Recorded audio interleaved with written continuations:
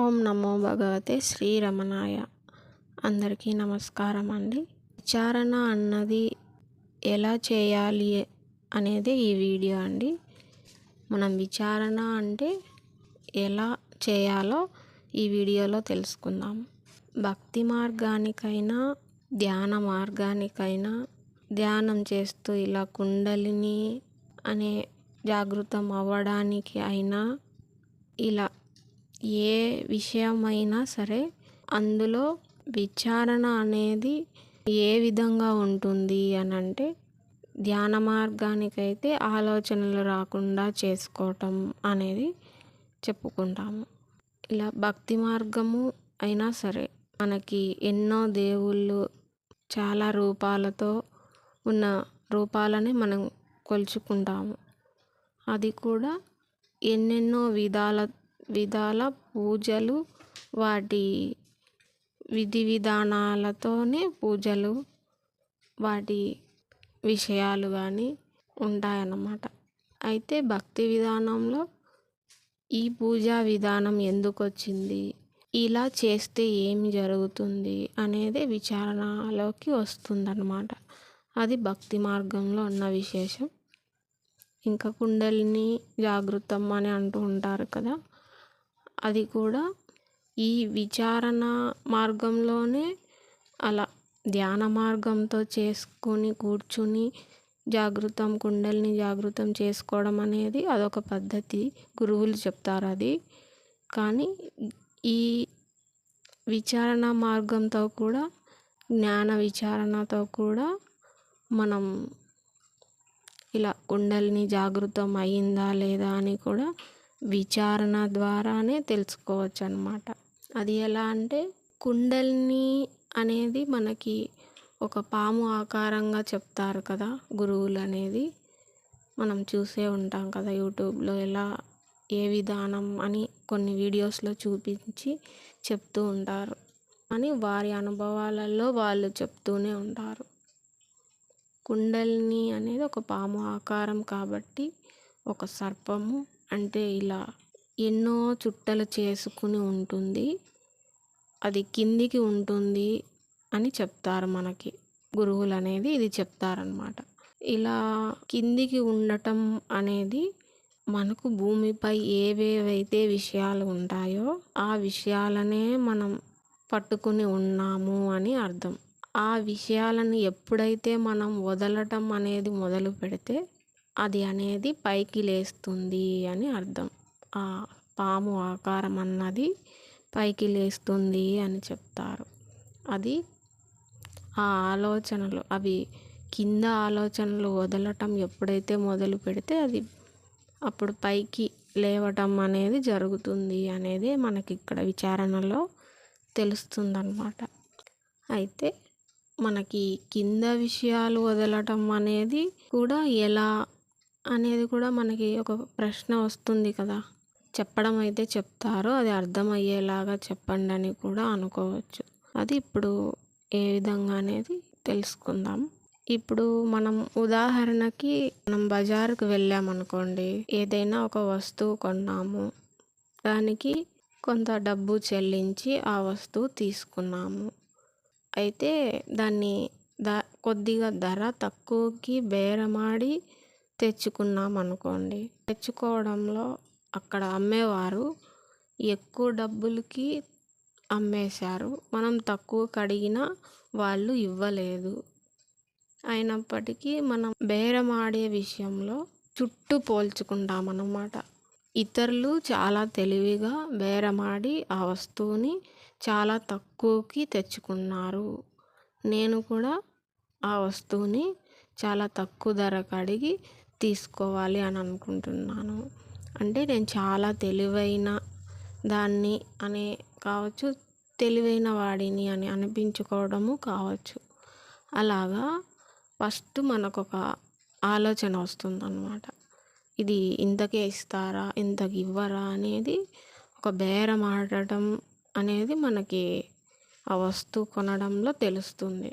అయితే ఇంకా ఏదైనప్పటికీ అక్కడ అమ్మేవారు ధర ఎక్కువగా తగ్గించలేదు, కాస్త తగ్గించారు. కానీ మనం అనుకున్న ధరకి వాళ్ళు ఇవ్వలేదు, కొంచెం తగ్గించారు. ఇంకాస్త తగ్గించి ఉంటే బాగుండేది అని మన మనసుకు అనుకుంటాము. ఏదో ఆ డబ్బులు చెల్లించి ఇంకా వస్తువు తెచ్చుకున్నప్పటికీ ఇంటికి వచ్చిన దగ్గరికి కూడా అది అలానే పట్టుకొని ఉంటుంది ఆ మనసు అనేది. ఏ విధంగా అంటే, నేను తక్కువ ధరకే అడిగాను, ఎక్కువ డబ్బులు తీసుకున్నాడు, ఆయన తక్కువకి ఇవ్వలేదు, ఇంత డబ్బు ఎందుకు చెల్లించాను, ఇలా తక్కువ ధర తీసుకోలేదే, నేను ఎక్కువ డబ్బు ఇచ్చాను అతనికి, అమ్మే అతనికి అనేసి ఆ మనసు పడే బాధ ఇంటి దగ్గరకు వచ్చిన దగ్గర నుంచి నేను ఇలా చేశాను, ఇంకా బాగా అడిగి ఆ వస్తువుని తక్కువకి ఎందుకు తీసుకోలేకపోయాను, అందరు బాగా అడిగి తీసుకుంటారు, అటువైపు వాళ్ళు తగ్గించుకోలేదు, ఆ వ్యక్తి ఏదో చాలా ఇవ్వలేకపోయాడు ఆ వస్తువు, ఇంకా ఇలా కటువుగా ఉన్నారని అవతల వస్తువు అమ్మే వాళ్ళని అనుకోవడం, తిట్టుకోవడం, ఇంకా మనల్ని తిట్టుకోకున్నప్పుడు అవతల వాళ్ళని తిట్టడం అనేది కూడా జరుగుతుంది కదా. అలాగా ఇంత కఠినంగా అమ్మినాడు, తక్కువకు అమ్మలేదు, ఇలాంటి విషయాలన్నీ ఆ విషయంలో ఇంటికి వచ్చిన దగ్గర నుంచి మనసు అనేది ఆలోచన చేస్తూనే ఉంటుంది. అది మనసు అనేది మనకు విడిపడకముందు తెలియదు, కానీ ఇవి గమనించినప్పటి నుంచి మొదలు పెడితే ఈ విషయాలన్నీ మొదలు పెడతాయి కనిపించడం అనేది. ఒక్కొక్కరికి ఒక్కొక్కలాగా పనిచేస్తుంది అన్నమాట ఆ వస్తువు విషయం అనేది. దాదాపుగా అందరూ బాధపడేలాగే ఉంటుంది ఆ వస్తువు ఇలా చెల్లించి తెచ్చుకున్నాము అని. కొందరు వదిలేసేవారు వదిలేస్తుంటారు, కానీ మనకు మనసు అనేది చిక్కాలి, ఆ విచారణ మార్గం ఎలా ఉండాలి అనేదానికి ఈ విషయం అన్నమాట. మాకు ఈ మధ్య జరిగిన విషయమేనండి ఒకటి. ఈ అనుభవం విచారణకి బాగా ఉపయోగపడుతుంది మనకి. అది ఏ విధంగా జరిగిందంటే నేను తెలుపుతాను ఇప్పుడు. ఇప్పుడు ఎండాకాలం వచ్చినప్పుడే కదా మనకి ఎండుమిర్చి అనేటివి వస్తాయి.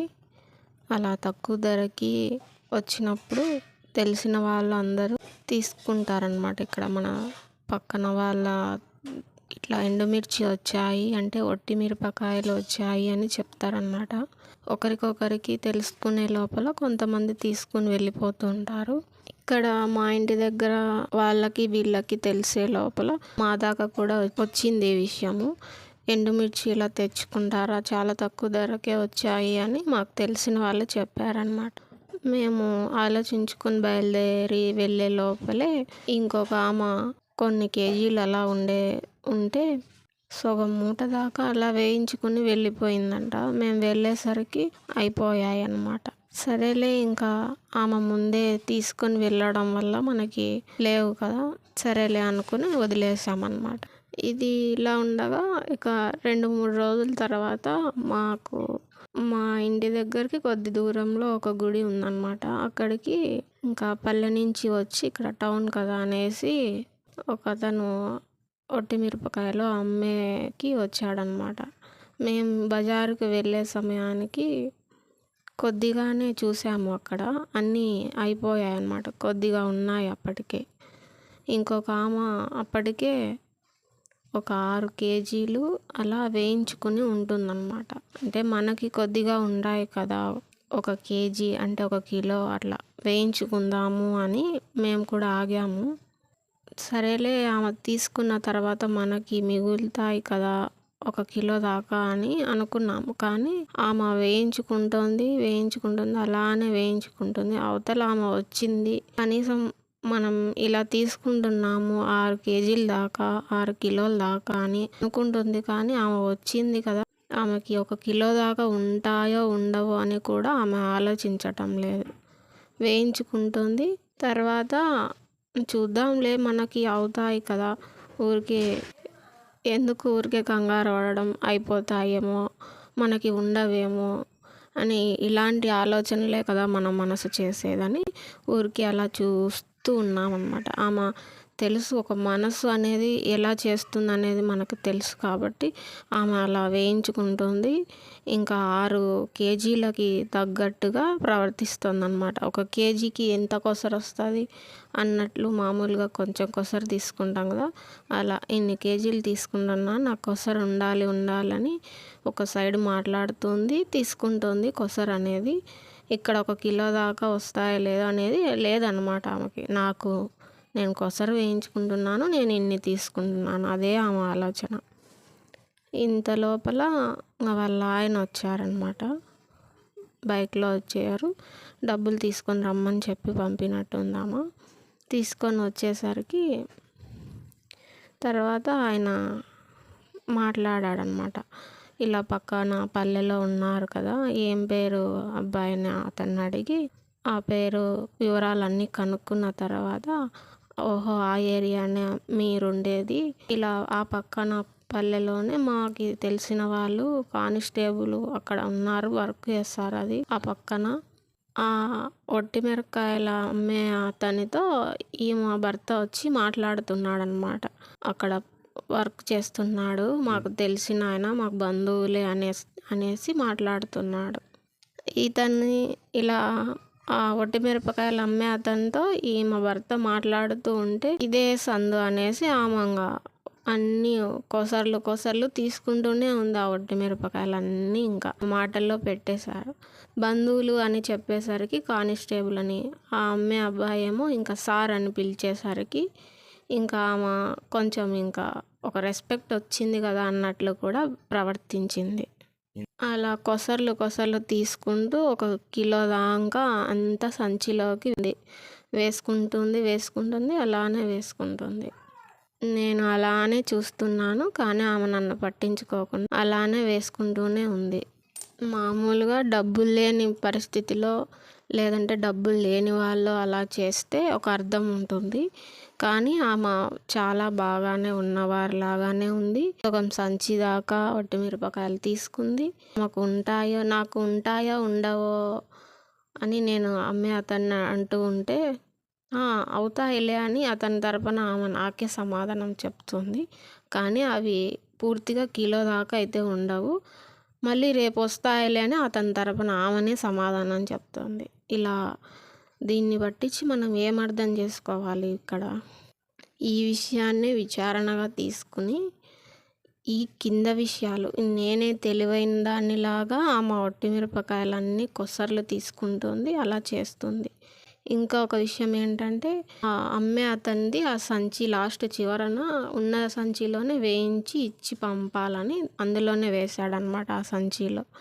అప్పుడు ఆమె ఏం చేసింది, ఇలా కానిస్టేబుల్ వాళ్ళ బంధువులు అనేసి వీళ్ళు మేము కదా సార్ అంటున్నాడు కదా అతను అనేసి ఒక రెస్పెక్ట్ వచ్చిందని ఇంకో డబ్బులు ఇస్తే ఇంకొక 50 రూపాయలు ఇంకా చిల్లర లేదనేసి రేపు ఇస్తాము అని చెప్పింది. అలాగే సంచి కూడా ఇవ్వను, ఇంకా ఏముందిలే, ఇంకా సంచి ఇవ్వను, 50 రూపాయలు కూడా ఇవ్వను, సరిపోతుందిలే అని అంటోంది. అలా అంత లోపలనే ఆమెకి అహంకారం అనేది వచ్చేసిందనమాట. ఆ మనసు చేసే అహంకారం అనమాట అది రైతులు దగ్గరగా వచ్చి అమ్ముతున్నారని కాస్త వాళ్ళ ఉద్ధరించడం అయితే అవసరం లేదు, కానీ రైతులందరి దగ్గరికి ఉద్ధరించమని నేను చెప్పడం లేదు. వాళ్ళు సమయం వచ్చింది, అవి తీసుకోవడానికి ఇదే సమయము. వాళ్ళ కష్టానికి అనేది మనం గుర్తించి దానికి తగిన ఫలాన్ని ఇస్తే కాస్త వాళ్ళు సంతోషించే విషయమైనా ఉంటుంది. ఇది కూడా లేకుండా వాళ్ళు ధర పెట్టడమే తక్కువ పెట్టారు, మరి తర్వాత కూడా నేను సంచి ఇవ్వను, 50 రూపాయలు ఇవ్వను అన్నట్లు చేస్తుంది. అహంకారంతోనే నిండి ఉంటుందన్నమాట ఈ మనసు. కానీ అదే అహంకారము, అదే వాసన బలము. దాన్ని తొలగించుకోవాలంటేనే చాలా కష్టం. జన్మల నుంచి అది ట్రాన్స్లేట్ అవుతూనే ఉంటుందన్నమాట. దీన్ని తొలగించుకునే విధానమే ఈ విచారణ మార్గం.